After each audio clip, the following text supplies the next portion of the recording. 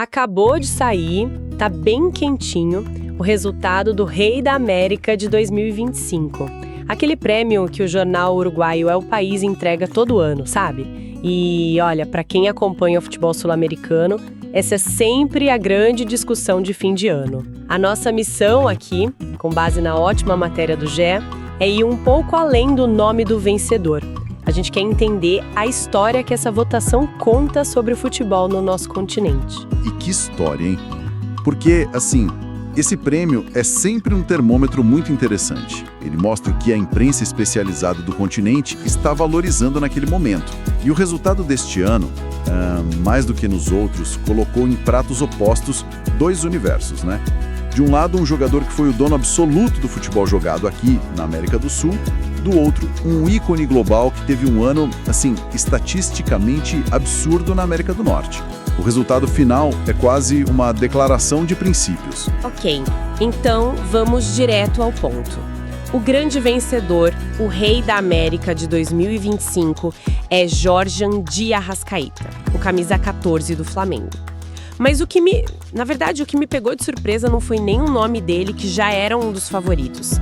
Foi a forma como aconteceu. Não foi uma disputa acirrada, foi um atropelo. Ele teve 179 votos dos 264 possíveis. Isso dá quase 68% do total.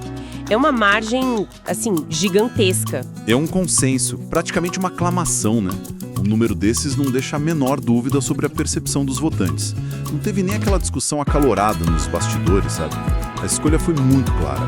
E essa clareza toda vem de uma temporada que, bem, beirou a perfeição, tanto no individual quanto no coletivo. E isso é o mais importante. Vamos colocar isso em números para a gente ter a dimensão. Em 2025, o Arrascaeta jogou 64 partidas oficiais pelo Flamengo. Marcou 25 gols e deu 20 assistências.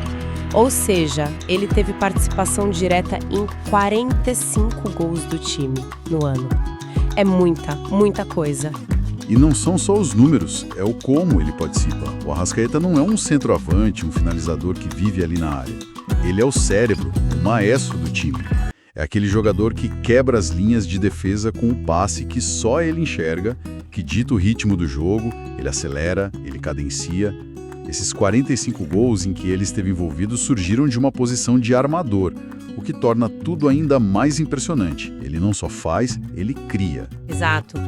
E essa criação toda se traduziu em taças. Foi campeão carioca, da Supercopa do Brasil e o mais pesado de todos, o Campeonato Brasileiro. Mas claro, a joia da coroa foi a Copa Conmebol Libertadores. A única quase conquista foi a final do Mundial, né? Que o Flamengo perdeu para o Paris Saint-Germain e mesmo assim foi nos pênaltis. Então a temporada foi praticamente irretocável. O fascinante, na margem da vitória, está exatamente aí. O segundo colocado teve só 39 votos. A diferença foi de 140 votos. Isso sinaliza algo muito poderoso. Os eleitores não viram apenas um jogador com estatísticas fantásticas. Eles viram um jogador que nos momentos mais decisivos, nos jogos mais importantes, contra os adversários mais difíceis, chamou a responsabilidade e resolveu. Eu lembro de assistir a final da Libertadores e pensar que naquele jogo específico, o Arrascaeta jogou num nível que, assim, nenhum outro jogador no continente alcançou em 2025. Foi uma performance que fica na memória. E esse tipo de impacto, sabe, certamente conta muito.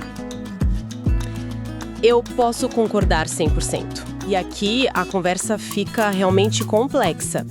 Porque o segundo colocado, com esses 39 votos, foi Lionel Messi. Eu confesso que quando vi isso, minha primeira reação foi de espanto. Os números do Messi no Inter Miami em 2025 são de outro planeta. São 49 jogos, 43 gols e 26 assistências. Ele participou diretamente de 69 gols. São números individualmente superiores aos do Arrascaeta. Sim, em números absolutos, a produção ofensiva dele foi maior. É algo astronômico. E ele não foi só um fenômeno individual. Ele pegou o Inter Miami e levou o time ao primeiro título da Major League Soccer, a MLS, o primeiro da história do clube. Exatamente. Primeiro da história. E, claro, foi eleito o melhor jogador da competição. Então, a minha pergunta, e acho que a de muita gente, é: como pode um jogador com números individuais melhores e um título nacional inédito para o seu clube perder por uma diferença de 14 votos? A primeira coisa que vem à cabeça é que parece quase uma teimosia, um bairrismo dos votantes, o que eu não estou vendo aqui. Essa é pergunta de $1 milhão. E a resposta revela o DNA do prêmio.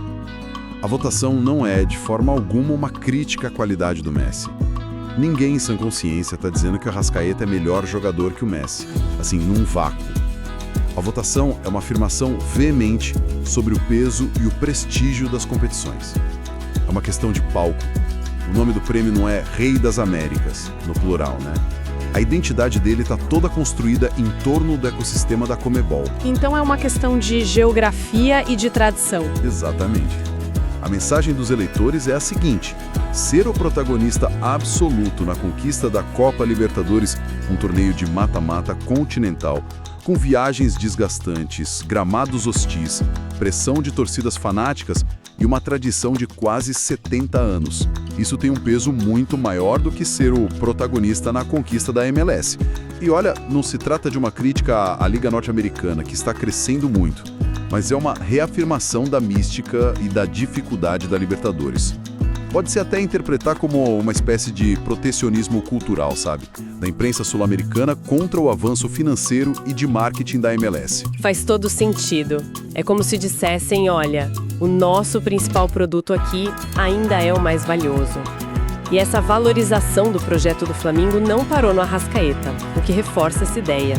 O prêmio de melhor técnico do continente também foi para o Flamengo. Felipe Luiz. E o prêmio para o Felipe Luiz é, na verdade, a outra metade da história do Arrascaeta. Um jogador não brilha nesse nível sozinho, num vácuo.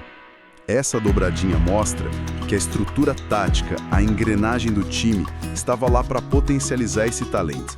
E a escolha dele é muito sintomático. Sim, porque a gente está falando de um técnico novato que pendurou as chuteiras há pouquíssimo tempo. Em 2025, o time dele teve 48 vitórias, 16 empates e só 9 derrotas. Ele superou nomes como o Gustavo Costas, do Racing, e o Gustavo Alfaro, da Seleção do Paraguai. É um fenômeno. É uma aposta de altíssimo risco do Flamengo que deu muito certo. O que isso sinaliza para o futebol sul-americano? Sinaliza uma tendência que a gente já vê na Europa, com nomes como Guardiola, Zidane, mais recentemente o Xabi Alonso. A valorização do cérebro recém-aposentado. A ideia de que um jogador com altíssimo QI tático, que acabou de sair do vestiário e entende a linguagem do atleta moderno, pode ter uma adaptação mais rápida à função de técnico. A vitória do Felipe Luiz, um lateral que era conhecido por ser um estrategista dentro de campo, coroou essa filosofia. É um recado de que, talvez, a experiência de décadas à beira do campo esteja perdendo espaço para a inteligência tática e a gestão de grupo mais moderna.